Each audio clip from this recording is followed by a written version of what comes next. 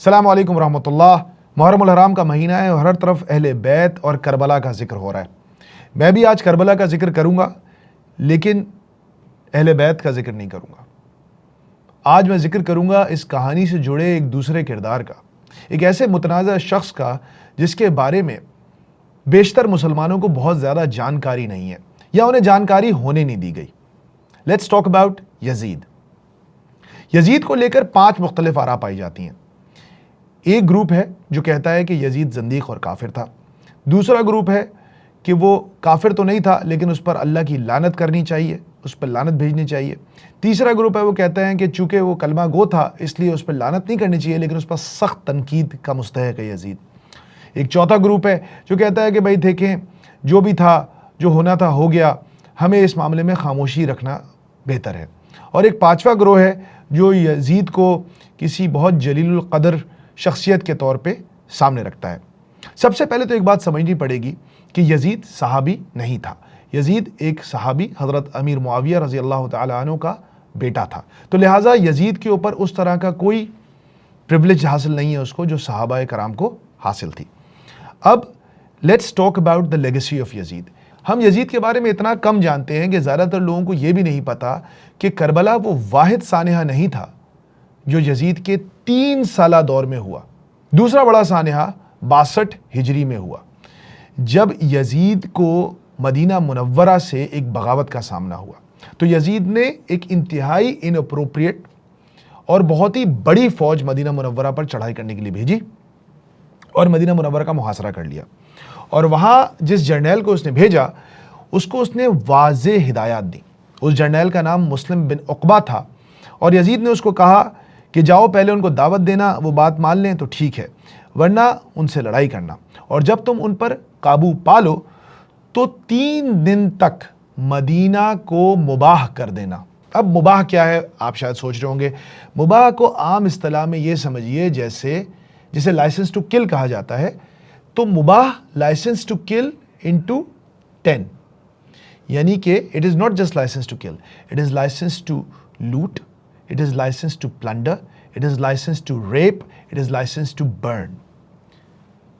صرف 3 دن کے عرصے میں 11,000 لوگوں کا قتل رپورٹ ہوا ہے تاریخ ابن کثیر میں، جس میں سے بیشتر صحابہ اور ان کے گھر والے تھے۔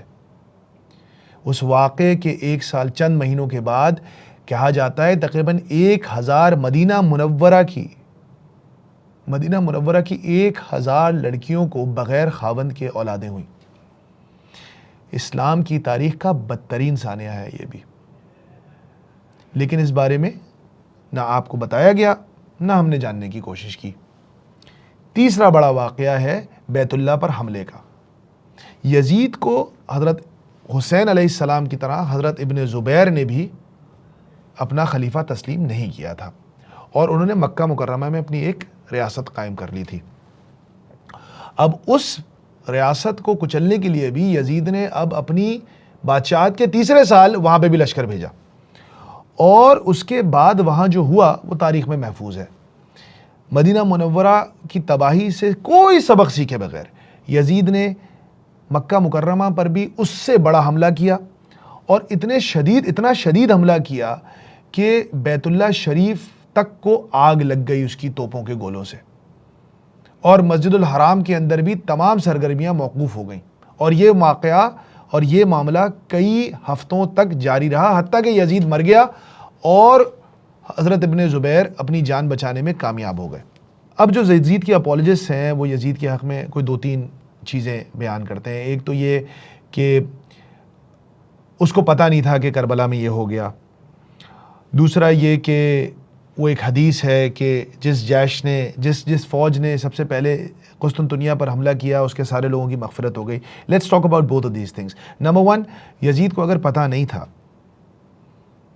کہ یہ ہو چکا ہے، تو جب اس کے وہ جرنیل، اس کے وہ لشکر حضرت حسین کا سر لے کے اس کے دربار میں آئے، تو پھر اس نے کیوں ان کے ہونٹ مبارک پر اپنی چھڑی ماری، اور کیوں نہیں اس نے اپنے ابن زیاد، شمر اور دوسرے جرنیلوں کا سر قلم کر دیا سزا کے طور پہ۔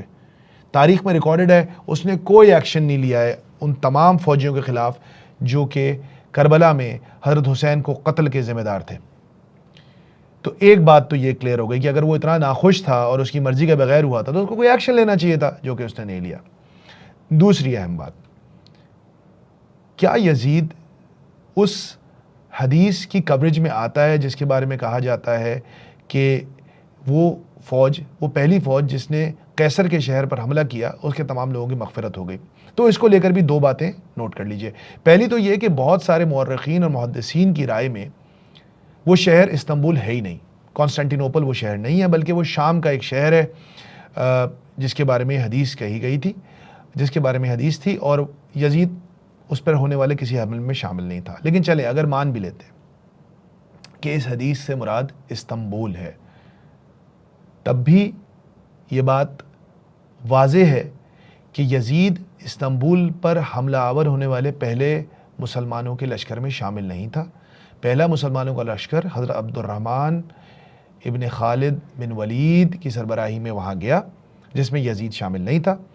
یزید دوسرے لشکر کا حصہ تھا جس میں حضرت ابو ایوب انصاری بھی شریک تھے، جو کہ 49 ہجری میں گیا۔ پہلا حملہ 45 ہجری میں ہوا، جبکہ دوسرا حملہ 49 ہجری میں ہوا، جس میں یزید شامل تھا۔ تو اس لحاظ سے بھی یہ حدیث یزید پر پوری نہیں اترتی۔ اب بات بڑی سمپل سی ہے، اگر آپ چاہتے ہیں کہ مسلمانوں میں اتفاق ہو، بھائی چارہ ہو اور ہم سب مل کے رہیں، تو ہم لوگوں کو ریکارڈ سٹریٹ کرنا پڑے گا۔ بہت ساری چیزوں کے بارے میں مٹی پاؤ اور آگے بڑھ جاؤ سے دلوں کی قدورتیں دور نہیں ہوتی۔ یزید نے جو ظلم کیے ہیں اس کی مثال اور کسی مسلمان حکمران کی شاید آج تک نہ ملتی ہو، تو لہٰذا اس شخص کو لے کر اپنا موقف بہت واضح اور کلیئر رکھنا چاہیے۔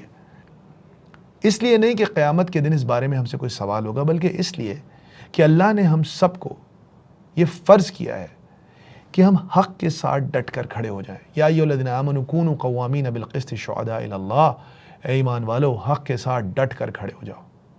اور حق اور حسین ایک ہی ساتھ کھڑے تھے، اور یزید باطل اور ظلم کی طرف تھا۔ السلام علیکم ورحمۃ اللہ وبرکاتہ۔